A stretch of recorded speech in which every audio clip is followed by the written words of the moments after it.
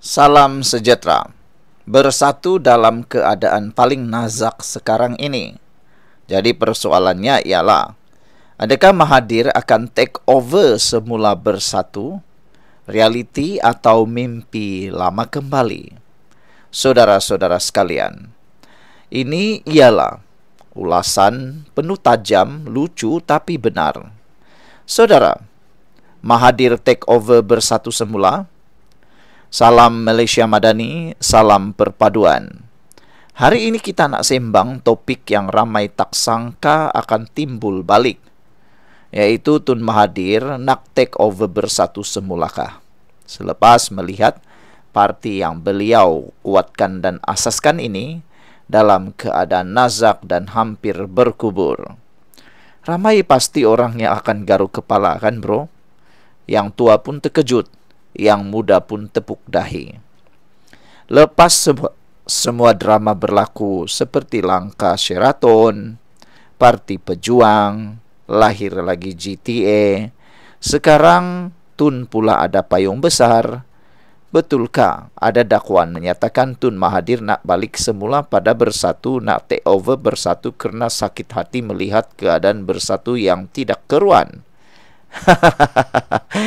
Persoalannya sekarang ialah, bolehkah itu berlaku?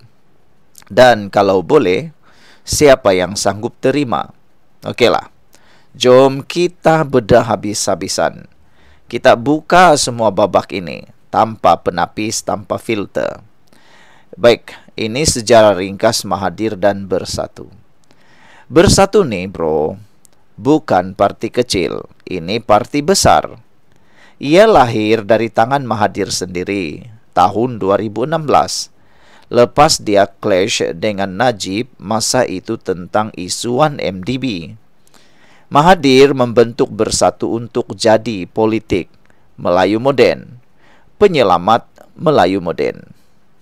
Dan kita pun tahu hasilnya, dia berjaya jadi Perdana Menteri buat kali kedua pada tahun 2018. Legend kan? Hebat kan? Mahathir menang daripada parti pembangkang. 2 kali jadi Perdana Menteri. Sudah terlalu tua, masih juga Perdana Menteri kan? Hebat, legend. Tapi masuk tahun 2020, bom atom terjadi. Langkah Sheraton berlaku. Kerajaan Pakatan Harapan tumbang. Mahathir hilang jawatan, Bersatu terbelah 2. Satu ikut Muhyiddin, satu lagi ikut Mahathir. Sejak itu Mahathir keluar dan tubuh pula Parti Pejuang. Tapi sayangnya Pejuang tidak naik. PRN demi PRN semua kalah deposit. So sekarang ni kabar angin kata Tun mungkin akan kembali ke Bersatu, parti yang dia lahirkan sendiri. Sebelum kita teruskan ulasan ni, izinkan dulu saya berkongsi dengan anda semua. Ini ialah terapi imun Transofector for Life. Terapi imun yang meningkatkan daya imun badan kita sehingga 400%. Secara umum dan ringkasnya, apabila imun badan kita lemah, bodoh dan tidak seimbang, kita kena penyakit dan tidak sembuh daripada semua jenis penyakit, bahkan penyakit berakar di dalam tubuh badan kita. Tetapi terapi imun ini meningkatkan imun badan kita, menjadikan imun badan kita bijak dan seimbang. Apabila imun badan kita sudah jadi bijaksana, kuat dan seimbang, kita sembuh daripada semua jenis penyakit. Akar penyakit dihapuskan oleh imun badan kita sendiri. Produk ini lulus KKM, halal, diperakui oleh doktor-doktor di seluruh dunia dan penemuan paling bersejarah dalam dunia kedokteran. Cepat dapatkannya melalui nombor telefon yang tertera. Ini ialah jawapan kepada doa anda selama ini. Saudara-saudara sekalian, lebih menarik lagi, persoalan bolehkah Mahathir take over Bersatu semula? Secara teknikal bro, memanglah susah. Tapi tidak mustahil. Politik Malaysia ini paling pelik di muka bumi. Dulu kawan, sekarang lawan. Dulu lawan, sekarang kawan. Dan semuanya boleh jadi begitu saja. Sebab Mahathir dah bukan ahli aktif Bersatu lagi. Tapi ingat, Parti Bersatu sekarang dah papa ke dana. Tiada uang lagi. Jadi mungkin Parti Bersatu memerlukan Mahathir sebagai pendanaan politik. Kan? Manalah kita tahu. Kalau nak masuk balik, Mahathir nak masuk balik Bersatu, dia kena daftar semula sebagai ahli biasa.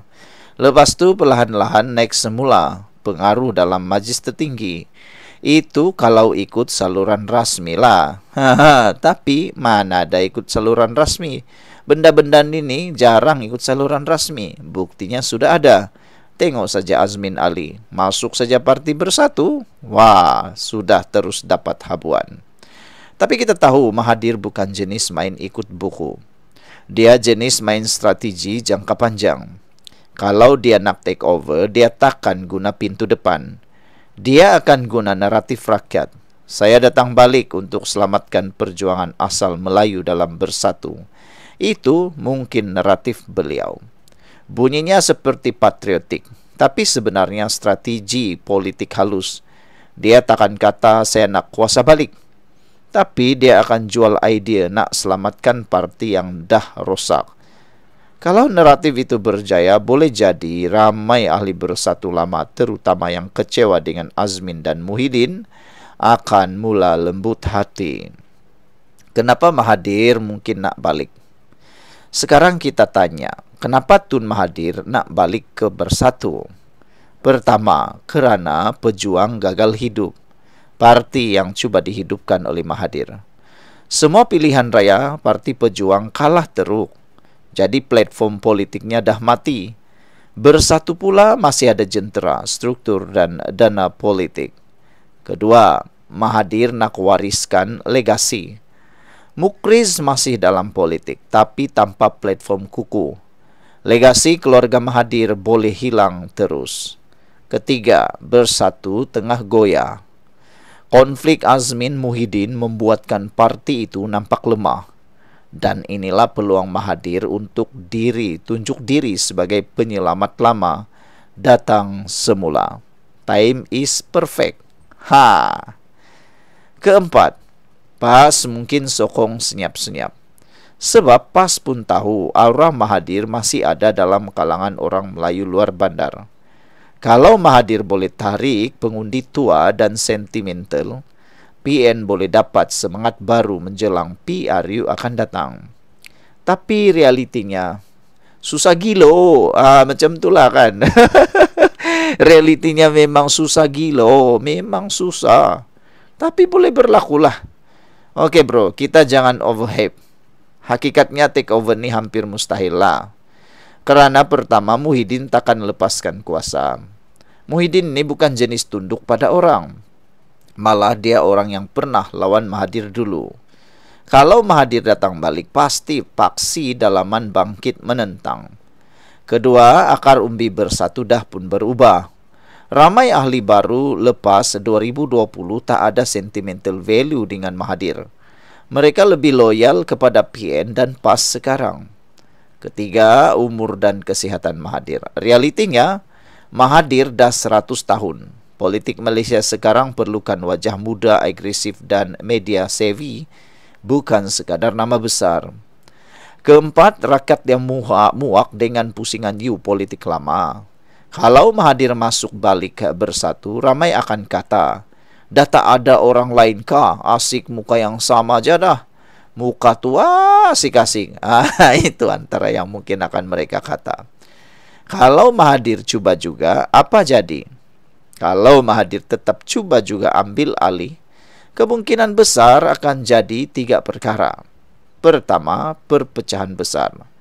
Faksi Muhyiddin akan lawan, faksi Mahathir akan masuk. Parti jadi 2 camp, sama macam PKR masa tahun 2020. Kedua, Bersatu akan hilang arah. Fokus parti hilang. Dari nak lawan kerajaan, kini jadi lawan sesama sendiri. Ketiga, Anwar akan tersenyum lebar. Kan bro. Bila lawan berpecah, kerajaan perpaduan makin stabil.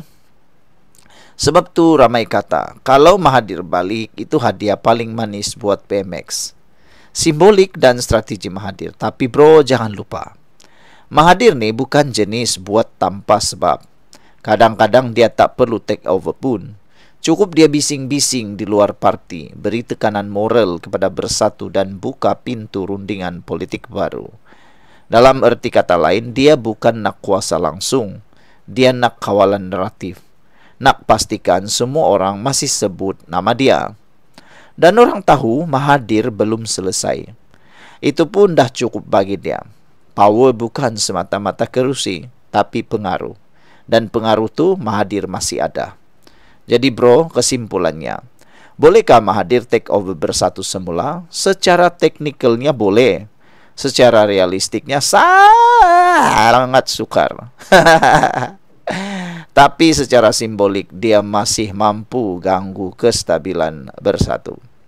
Kalau dia main betul-betul, faksi dalam Bersatu akan goyah dan parti boleh hilang fokus menuju PRU. Tapi kalau Bersatu pandai urus, mereka boleh guna ancaman Mahathir ini sebagai peluang untuk tunjuk kesatuan dalaman. So, adakah Mahathir nak take over semula atau cuma nak bagi semua orang panik sikit? Kau fikir sendirilah bro. Pikir sendirilah, lu pikirlah sendiri, kata orang. Tulis pandangan kau kat ruang komen. Patutkah Mahathir kembali ke Bersatu? Atau biarkan sajalah sejarah itu jadi kenangan? Kalau kau rasa analisis politik macam ni best, kau suka, tekan like, share dan subscribe channel Nazilin Unity. Kita terus kupas politik Malaysia, bukan sekadar panas tapi berisi. Sekian dulu untuk kali ini. Jangan lupa tinggalkan komen anda. Bye-bye. Hello guys, ini ialah walkie-talkie Bofeng BF888S. Dapatkannya di Shopee, murah. Guys, ini ialah headphone Onikuma K2 Pro. Hebat, luar biasa, cantik dan murah. Dapatkannya di Shopee. Guys, ini ialah powerbank Mozom PB149. Murah, hebat dan dapatkannya di Shopee sekarang. Guys, ini ialah Shokz Open Swim Pro. Headphone yang hebat, kualiti hebat, tahan air. Dapatkannya di Shopee. Guys, ini ialah headphone One Audio E70 Fusion. Dapatkannya di Shopee, murah sekarang.